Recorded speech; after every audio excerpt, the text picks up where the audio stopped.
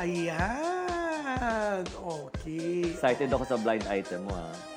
Kala ko ba ikaw magbibigay ng blind item? Naku, pero sinabi ko nga Lahat sa ng akin. line up, ako na nagbigay nun halos, ha? Blind item? Bigay ka na, sige na. May mga kinukwento ka sa akin, no? Ito, di ba, pinag-usapan natin kahapon yung issue ni Sandro Mulak sa GMA Gala. Oo. So, I will take it from there. Merong isang manager na... Pero ibang issue to, ha? Ibang issue to, wala na, kumbaga GMA Gala pa din. Parang susundutin ko lang from the episode natin kahapon na from the Pero GMA... di ba blind item mo na to last week? Hindi. Yung sabi mo, hindi pinaglagay sa... Iba, ito manager to. Eto na, sabi mo na kukwento ko. Si Kelvin Miranda na sa ano. Kay Father Remy. Nasa wake ni Father Remy kagabi. Sabi ko sa hindi ka pala si Chucho, hindi ka kasi sumunod. Sabi ni Tyrone, maganda naman. Oo nga, Sir Jude, sabi rin ni Kelvin, maganda naman. Ay, basta may nagkwento sa akin, hindi ka kasi hindi ka sumunod ng white or black. Hindi naman niya bininahay na hindi siya pinaglakad sa red carpet. Di ba? So, talaga. O yun nga, ang blind item natin ngayon, nung GMA Gala, kumbaga parang series of mga brouhahas, mga issues ng GMA Gala. Una Pero yung... sandali.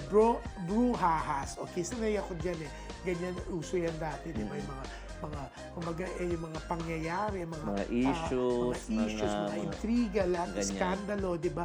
Pero parang yung pagkakasabi mo kasi ng brouhaha, tumingin ka sa akin. Wala, nakatingin ako sa Bruha. camera ko. Wow. Camera Tapos parang 3. Camera tumingin ka, 3. Oh. Bruha, ha. Walang ganon. I don't even look at you as a bruha. Ang bruha yung isang taon mahigit mo pinakisamahan, di ba? Pag pinag-uusapan natin. Parang, alam mo, na-ano ko. Ano na, na-hurt ka na ako. naman.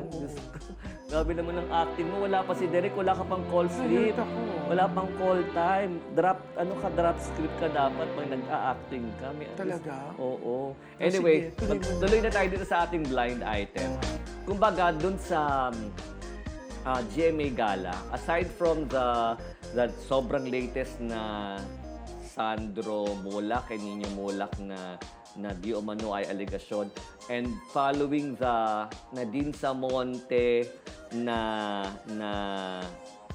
para na Echapuera, itong manager na to ay kausap ko kahapon at nakwento niya sa akin na actually, alam mo, ako din, nag-confirm ako doon sa GMA Gala. Kasi ganun pala yun eh, parang you will be asked. RSVP. Bukod sa RSVP, meron silang i-issue sa'yo na parang QR code na para pagdating mo doon, you'll be officially on the list. Yeah.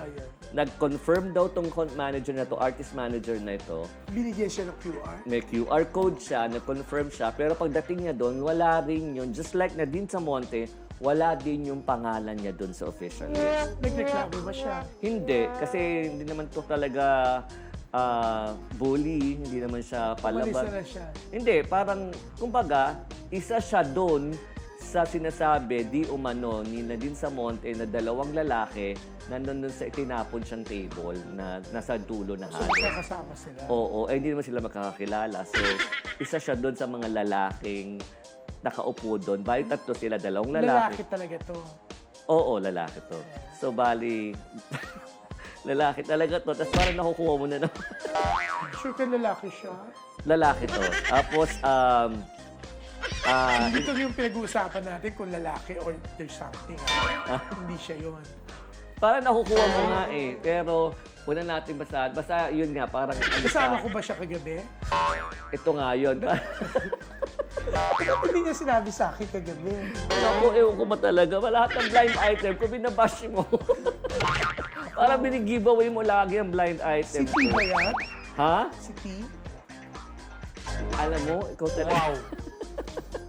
Pero big manager na siya ngayon. Ang dami niya ng alagang sikat. Kaya nga nagugulat ako kung bakit despite the confirmation and the QR code given to him, ay hindi pa rin siya nabigyan ng pagkakataon na talagang... Of course, hindi naman daw siya rarampa, di ba? Kasi hindi naman siya artista. Pero kasama niya ba yung team niya? Kasama niya, oo. Gusto ko ko himatayin. Alam mo, next week ikaw na mag-blind item kung nandito pa ako. Kasi feeling ko baka hindi ko talaga mahulaan. Ikaw hulang-hula mo eh. Galing ko mahuli. Ang galing-galing mo. Nakakainis ka. I super hate you. Really? You hate me? Tapos, buti na lang talaga may blind item ako pero nakuha mo pa rin. Talagang on the spot mo ako sa mga blind item. Kasi hindi nila makuha. Wag.